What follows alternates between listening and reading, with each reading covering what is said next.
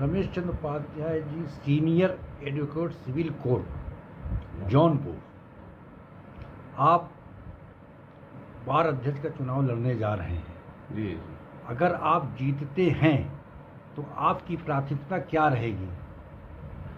प्राथमिकता के तौर पे पहली प्राथमिकता हमारी ये रहेगी कि हमारे सीनियर अधिवक्ता कैजुअल्टी हो जाती है, जब डेथ हो जाती है, तो चूँकि हम डेली वेजेज एक तरह से हैं, तो डिपेंडेंट्स को जो मिलता है, अभी तक तो 2 लाख है, फिर 2.5 लाख होने वाला है, उसमें से कुछ पैसा उनके जीवन पर्यंत 70 साल के ऊपर या 75 वर्ष के ऊपर कुछ पैसा, जैसे कि 1,80,000 70,000 उनके दवा, दर्पण, यात्रा, धार्मिक यात्रा के लिए मुहैया करा दें, जो बाद में कैजुअल्टी के बाद एडजस्टमेंट हो जाए, सामंजस्य हो जाए उसमें। दूसरी बात, दूसरा हम ये चाहते हैं कि बार में हमारी गंदगी बहुत है। सिविल कोर्ट कैंपस में और बार एसोसिएशन के अंदर सफाई, शौचालय, पानी पीने की व्यवस्था, ये सब चीज़ें मैंने देखा है, निरीक्षण किया है। अपने प्रचार के दौरान मैं जगह जगह बिस्तरा हर अधिवक्ता भाइयों के पास गया हूँ, सीनियर जूनियर हमारे समकक्ष, तो देखा है कि सबकी वलाना यही कि पानी पीने की व्यवस्था नहीं है, बाथरूम करने की व्यवस्था नहीं है, कि बार के अंदर शौचालय की व्यवस्था करना। दूसरे अपने जनपद न्यायाधीश से और न्यायिक अधिकारियों से या नजारत से ये कह करके कि कैंपस में भी जो यूरिनल की कतई कोई व्यवस्था नहीं है, जिसमें हमारे बुजुर्ग काफ़ी परेशान होते हैं, ये प्राथमिक तौर पर इसका निराकरण हम कराएं।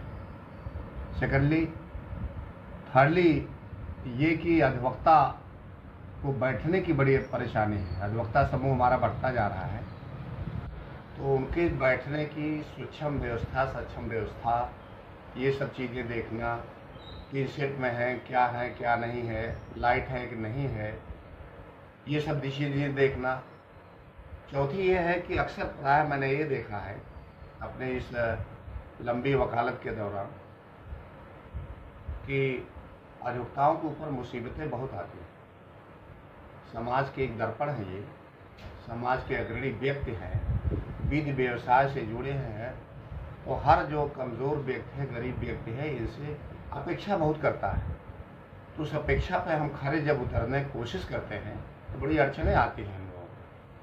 समाज की अड़चनें, पुलिस की अड़चनें, इतनी अड़चनें आती हैं, उसमें कभी कभी अधिवक्ता बेचारा चोट खा जाता है, कभी कभी अधिवक्ता उसमें लिप्त हो जाता है, तो पुलिस प्रशासन परेशान करती है। इस सब चीज़ों का संज्ञान लेते हुए, संज्ञान लेने की वो क्षमता जो है, मैं चाहता हूँ कि ये हर स्तर पर, एसपी के लेवल पर स्तर पर हो, छोटे स्तर पर ना हो। और एक तरह से हमारा तो प्रोटोकॉल जो है एसपी और डीएम का होता है, अधिवक्ताओं का प्रोटोकॉल एसपी डीएम को होता है। हम पुलिस प्रशासन की निंदा नहीं कर रहे हैं, वो हमारे सहयोगी हैं, लेकिन इसमें हमारे वो सहयोग करें। ऐसा एक हनक हमारे अधिवक्ता समूह का बने, जिससे मैं हर अधिवक्ता बंधुओं का, चाहे कोई भी हो, उसके हर छोटी मोटी समस्याओं का निराकरण त्वरित गति से कर सकूँ। ये नहीं कि हफ्ता 10 दिन लग जाए उसका निराकरण करने, त्वरित गति से करो। सबसे इम्पॉर्टेंट चीज़ ये है कि मैं ये भी चाहता हूँ कि छोटी छोटी बातों को लेकर जो मेरे अधिवक्ता समूह हड़ताल कर देते हैं, ये समस्या ना आने पाए।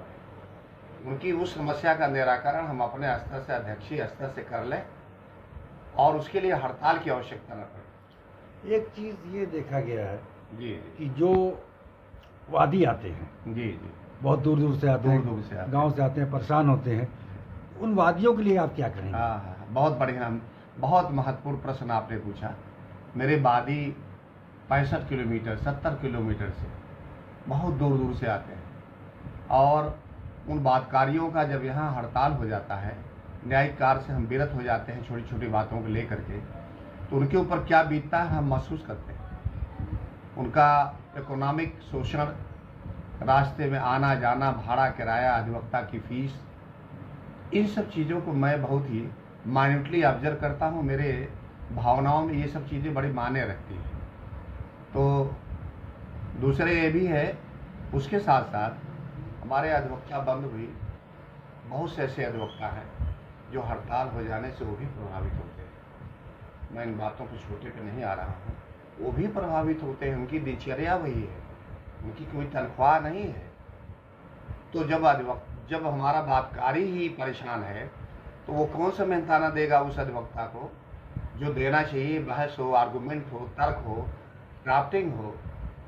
तो जो अधिवक्ता को वो बातें मिलनी चाहिए वो उस तरह से नहीं देख पाता है। तो परेशानी वादकारी की परेशानी, अधिवक्ता की परेशानी, इन सब चीज़ों को मैंने गहन अध्ययन किया है और डीपली इसको महसूस किया है हृदय से। और मैंने कहते सुना है वादकारियों को, बहुतों को सुना है, अरे आज तो हड़ताल हो गई, अरे फिर तारीख पड़ गई, हम तो इतनी दूर से आए हैं। मैंने ऐसे वादकारियों को सुना है जो कि अनाज और ये सब बेच करके आते हैं, वहाँ से भाड़ा लाते हैं, ये लाते हैं। बहुत पीड़ा होती है हमको, बहुत आंतरिक पीड़ा होती है, मैं इस बात को महसूस करता हूँ। चलिए, बहुत शुभकामनाएं आपको कि आप अध्यक्ष पद जीते। उसके बाद हम आपका फिर interview. Thank you very much, thank you very much.